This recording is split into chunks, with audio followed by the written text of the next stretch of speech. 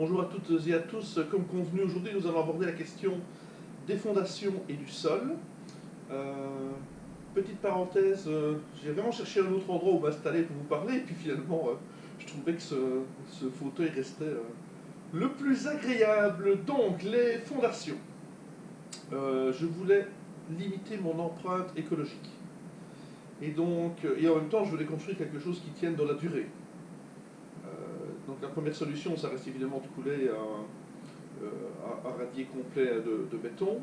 Ça, je n'en voulais pas. Donc est venue très vite l'idée de faire des pilotis. Et la première idée que j'ai eue, c'est d'utiliser les technopieux. Ce sont en fait des pieux vissés avec un grand pas de vis. Et suivant la nature du sol et ce que vous voulez y installer, la société vous calcule le nombre de pieux dont vous avez besoin. Et le gros avantage, c'est que ça se visse facilement. Et ça veut dire que si on doit enlever un jour le bâtiment, on doit juste dévisser et l'empreinte au sol est nulle. Le souci, c'est que ça coûtait la blinde. Donc, le devis pour faire décaisser les 20 cm, j'en reparlerai après, et couler les 12 fouilles en béton, je pense qu'il y en avait pour 3-4 000 euros. Et les technopieux, il y en avait pour plus du double. Je pense qu'on était à 8 ou 10 000 euros. Et ça, c'était vraiment hors budget. Donc, à un moment donné, il faut faire des choix. Donc, j'ai parlé de ça à mon architecte. Je lui ai donc demandé qu'on puisse faire un bâtiment qui respirait toute part et qui serait donc qui serait pas posé sur le sol. Au niveau énergétique, j'aimais bien l'idée, que ça respire. Deux, qu'on est dans une zone fort humide, qu'on évite évidemment les remontées d'eau. Et trois, limiter l'empreinte dans le sol. Donc on a fait réaliser 12 fouilles de 70 cm sur 70 cm sur 80 de profondeur. Et ça, c'est suite au calcul qui a été fait par l'architecte et validé par un ingénieur en stabilité. Et sur ces 12 fouilles, on a installé des ferronneries. Et donc ces ferronneries ont été fabriquées par Benjamin Holmes. Je vous mettrai évidemment le lien. Je vais vous les montrer. Et la suite, je vous l'explique en balade. Alors, comme vous pouvez le voir d'ici, si on prend le niveau du sol là, évidemment, on se retrouve à 60 cm de hauteur pour arriver au niveau zéro du chalet. Alors, imaginez qu'on ait posé nos pilotis directement au niveau zéro, vous remontez encore le chalet de 30-40 cm. Et ça, je ne voulais pas. Je ne voulais pas me retrouver avec un chalet qui avait l'air de flotter dans les airs. C'est la raison pour laquelle, là, tout en dessous, on a décaissé sur entre 20 et 30 cm de profondeur. Donc voilà les 12 fouilles qui ont été réalisées après le décaissement ici de la zone où on a placé le maquis. Donc vous en avez 3, 6, 9 et 12. Sur chacune, on a placé les ferronneries. On les a alignées et puis au laser, on a donc vérifié qu'elles étaient toutes à la même hauteur. Et là, mauvaise surprise, elles ne l'étaient pas. Pourtant, j'avais demandé, c'est la seule étape que je n'ai pas voulu gérer en autoconstruction. Je voulais que ce soit quelqu'un, un professionnel qui le fasse. Et vraiment, en toute amitié, c'est des gens professionnels. Et je pense vraiment qu'il y a eu un souci à un moment donné. Mais donc, on s'est retrouvé avec une différence de 12 cm ici entre les fouilles qui sont ici à l'avant du terrain et celles qui sont à l'arrière.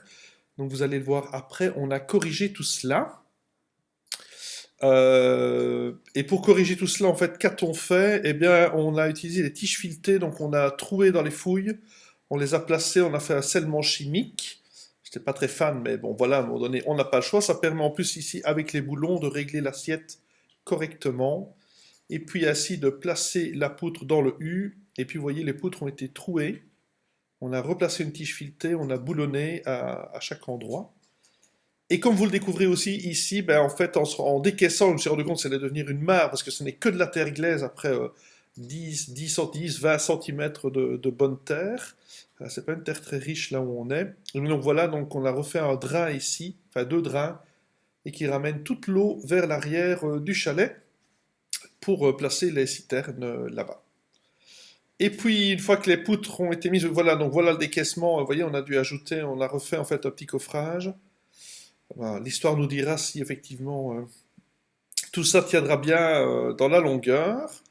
Et puis, ben, sont arrivées les solives. Donc là, c'est important, les 4 poutres principales ont été traitées par autoclave, parce que ce sont des bois dont je n'aurai plus accès, que je ne verrai plus.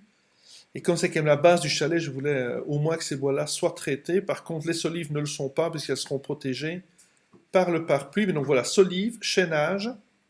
Et ici au milieu, on a même fait des doubles solives, entre autres pour supporter le toit, mais aussi parce que je savais que dans cette zone-ci, on allait placer le poêle. Et puis après les solives, ben, on a placé le pare-pluie. Et donc ça, c'était pas une étape facile, puisqu'il fallait ramper sous le chalet, sous les solives, pour aller visser les plaques. Et puis là, pour garantir l'étanchéité, j'ai réutilisé du Vana, qui est en fait un collant qu'on utilise normalement à l'intérieur sur les plaques OSB pour l'étanchéité à l'air. Et j'avais placé un petit primaire sur le pare-pluie pour vraiment réussir l'adhérence. Et puis là, vous voyez ici ben, les morceaux, le morceau de cake. Là. Donc le Steico, qui sont des pads, de fibres de bois. Donc voilà, là c'est rempli 22 cm d'épaisseur. Plus, alors, il ne fallait pas oublier les impétrants, enfin voilà, les évacuations d'eau ici, puis il y en a encore une là pour la cuisine. Et puis placement de l'OSB qui permet en fait de finir le sol complètement. Là-dessus, ben, viendra pour le chapitre 2 toute l'histoire de l'ossature bois. Et ici se termine donc ce chapitre 1 sur le sol. Merci à vous pour votre attention et à bientôt.